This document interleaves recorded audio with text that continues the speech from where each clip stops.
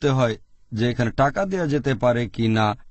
এ ব্যাপারে সবাই একমত যে এটা হবে খাবার, অন্য কিছু দিতে পারবেন না, টাকা দিতে পারবেন না, গরিব মানুষকে জামা কাপড় দিতে পারবেন না, অথবা কোনো ফার্নিচার। এমনিতে দান করতে চাইলে আপনি এগুলো দিতে পারেন, তবে যদি যাকাতুল ফিতরা হিসেবে দিতে চান তাহলে খাবার হিসেবেই সেটা দিতে হবে। রাসূল সাল্লাল্লাহু আলাইহি সাল্লাম খাদ্যের কথা বলেছেন, কোন জায়গায় টাকার কথা বলেননি। আমরা আজকে সেটাকে টাকা নির্ধারণ করছি। গতবার বাংলাদেশে ইসলামিক ফাউন্ডেশনের পক্ষ থেকে বলা হলো 100 টাকা করে ফিতরা দিতে হবে, কিন্তু পরবর্তীতে উলামা মাশায়েখ নামে যারা আছে তাদের বিরোধিতার মুখে শেষে বলা হলো নিম্নে ফিতরা দিবে 45 টাকা, আর এবার বলেছে নিম্ন 55 টাকা। দেখায় যে আমাদের নবীর আমলে টাকা পয়সার খুব একটা প্রচলন ছিল না, তাই যাকাতুল ফিতরা হিসেবে টাকা পয়সা দেয়া হয়নি, তবে এখন দিতে পারি। এরা একটা জিনিস বুঝতে পারে না যে আমাদের নবীর আমলে আর সাহাবীগণের আমলে মুদ্রা ছিল দিরহাম, তারপর দিনার ছিল, টাকা ছিল। তখন হয়তো কাগজের নোট ছিল না, কিন্তু টাকা তো ছিল। মানুষ তখনও মুদ্রা বিনিময় করত দিরহাম আর দিনার দিয়ে। তাই এই যুক্তিটা পুরোপুরি ভুল। সঠিক নিয়ম হচ্ছে এটা দিতে হবে শুধু খাবার হিসেবে, অন্য কিছু না। As for the question, can we pay it in money, in forms of money?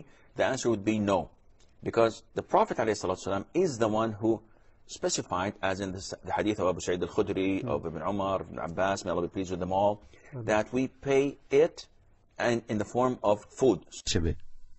আমি জানি কিছু লোক বলেন যাকাতুল ফিতরা হিসেবে গরিব মানুষকে টাকা দেয়া যায়, তবে এরকম কথা কোনো হাদিসেই বলা হয়নি। একটা মতামত দিচ্ছেন কোন হাদিসের ভিত্তি ছাড়া, কোন সুন্নাহর ভিত্তি ছাড়া, এটার অনুমতি নেই। আর একটা হাদিস আছে সহিহ বুখারীতে, খণ্ড নম্বর 3, হাদিস নাম্বার 2697, হযরত আয়েশা রাদিয়াল্লাহু আনহা তিনি বলেছেন যে যদি কেউ নতুন কিছু আবিষ্কার করে দ্বীনের ভেতরে, ধর্মের ভেতরে, সেটা বাতিল করতে হবে। আরো একটা হাদিস আছে সহিহ মুসলিমে, খণ্ড নম্বর 3, হাদিস নাম্বার 4267, প্রিয় নবী মুহাম্মদ সাল্লাল্লাহু আলাইহি ওয়াসাল্লাম বলেছেন যদি কেউ ইসলাম ধর্মে নতুন কিছু নিয়ে আসে সেটা বাতিল করতে হবে। তাহলে ধর্মে নতুন কিছু চালু করার কোনো অনুমতি নেই। যাকাতুল ফিতরা দিতে হবে খাবার হিসেবে, সেটাই হাদিসে বলা হয়েছে। টাকা অথবা অন্য কোনো মাধ্যমে দিলে হবে না। যাকাতুল ফিতরে আমরা টাকা পয়সা দিতে পারি কি পারি না, মানে ফিতরা হিসাবে টাকা পয়সা দিতে পারি কি পারি না। মনে রাখবেন জমহুর ওলামা, তার মধ্যে 3 ইমাম, ইমাম মালিক, ইমাম আহমদ বিন হাম্বল, ইমাম শাফিঈ, আরো অন্যান্য ওলামায়ে কেরাম, তারা সকলে মনে করেন যে যাকাতুল ফিতর হিসাবে নাকদাইন অর্থাৎ টাকা ও পয়সা দেওয়া জায়েজ নয়। তাদের অনেকে কথা বলেছেন যে লা ইউজজি, এটা যথেষ্ট হবে না যাকাতুল ফিতরে টাকা পয়সা দেওয়া। তাহলে কি দিতে হবে? খাদ্যদ্রব্য দিতে হবে। ইমাম আহমদ রাহমাতুল্লাহ আলাইহিকে জিজ্ঞাসা করা হয়েছিল যারা দিরহাম দিয়ে যাকাতুল ফিতর দিতে চায়, তখন তিনি বলেছিলেন আখাফু আল্লা ইউজজি খেলাফা সুন্নাতে রাসূলুল্লাহ, আমার ভয় হয় যেটা যথেষ্ট হবে না, কারণ রাসূল সাল্লাল্লাহু আলাইহি ওয়াসাল্লামের এটা সুন্নতের বরখেলাফ।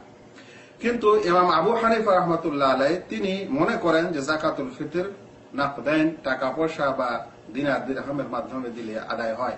আর সেই কারণে আমাদের উপমহাদেশের বহু মানুষ এরকমই যাকাতুল ফিতর দিয়ে থাকেন টাকা পয়সা দ্বারা।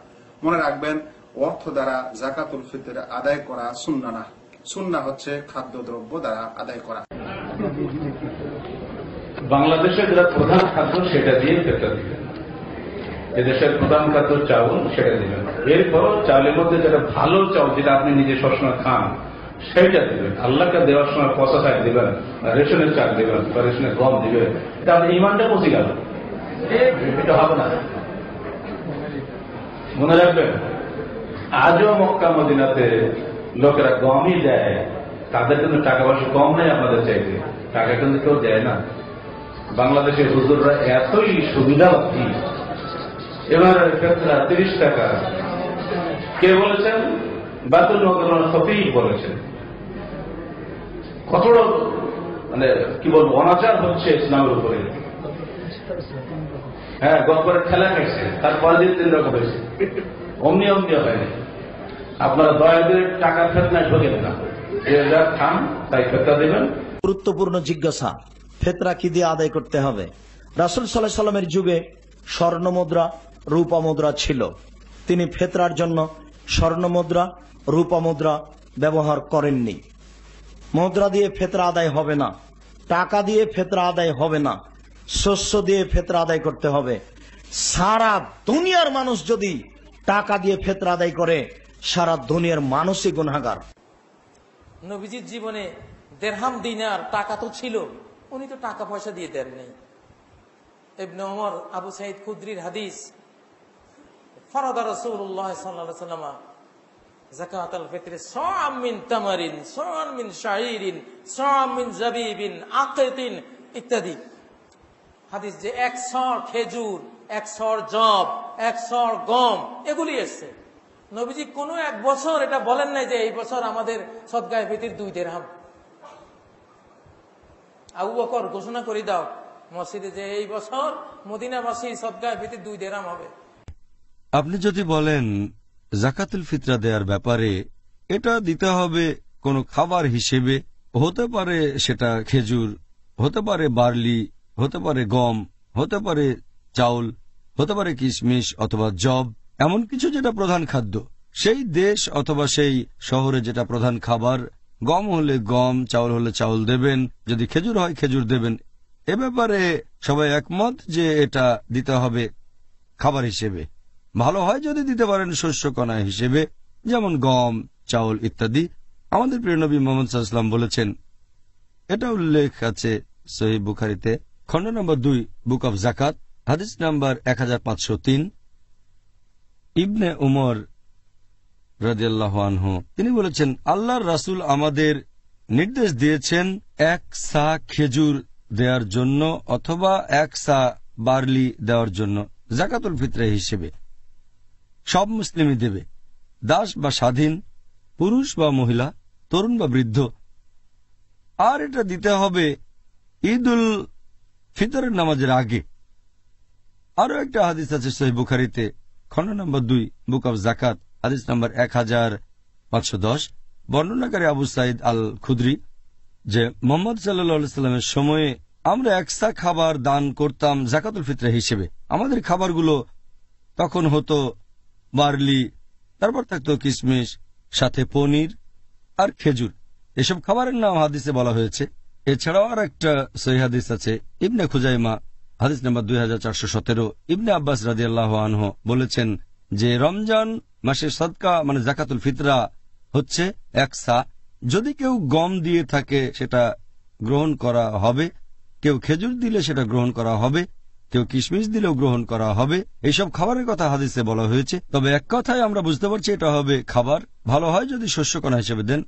আর জাকাতুল ফিতরা দেওয়ার সঠিক সময়টা হচ্ছে সকালবেলায়, ঈদের নামাজের ঠিক আগে, ঈদুল ফিতরের দিন। তবে এটা ঈদুল ফিতরের ঠিক শুরুতে দেয়া যায় অথবা রমজানের শেষ কয়েকটা রোজায় দেয়া যায়। হাদিস বলছে, নবীর কথা কেন খুব স্পষ্ট। আমাদের নবী মুহাম্মদ সাল্লাল্লাহু আলাইহি ওয়াসাল্লাম বলেছেন, এটা উল্লেখ আছে সুনান আবু দাউদে, খণ্ড নম্বর 2, বুক অব জাকাত, হাদিস নম্বর 1605। আমাদের নবী বলেছেন, যদি জাকাতুল ফিতরা দেয়া হয় ঈদের নামাজের আগে ঈদুল ফিতরের দিন, সেটাকে বলা হয় জাকাত। ঈদুল ফিতরের নামাজের পর দেয়া হলে সেটা হবে সাদকা, সাধারণ দান। এটা একেবারে স্পষ্ট যে জাকাতুল ফিতরা দিতে হবে ঈদুল ফিতরের নামাজের আগে। আরো একটা হাদিস এটা উল্লেখ আছে সহিহ বুখারীতে, খণ্ড নম্বর 2, বুক অব জাকাত, হাদিস নম্বর 1503।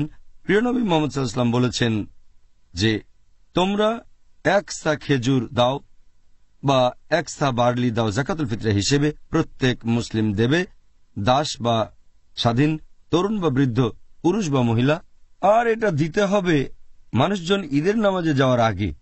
তার মানে যারা গরিব আর অভাবগ্রস্ত মুসলিম তারা এই খাবারটা পাবে সবাই ঈদের নামাজে যাওয়ার আগে। একই রকম আরেকটা হাদিস আছে সহিহ মুসলিমে, খণ্ড নম্বর 2, বুক অব জাকাত, হাদিস নাম্বার 2159। প্রিয় নবী বলেছেন যে তোমরা গরিব মানুষকে জাকাতুল ফিতরা দেবে ঈদের নামাজে যাওয়ার আগে। তাহলে সঠিক নিয়ম হচ্ছে এটা দিতে হবে ঈদের নামাজে যাওয়ার আগে, ঈদুল ফিতরের দিন সকালবেলায়, অথবা এটা দিতে পারেন ঈদের ঠিক শুরুতে।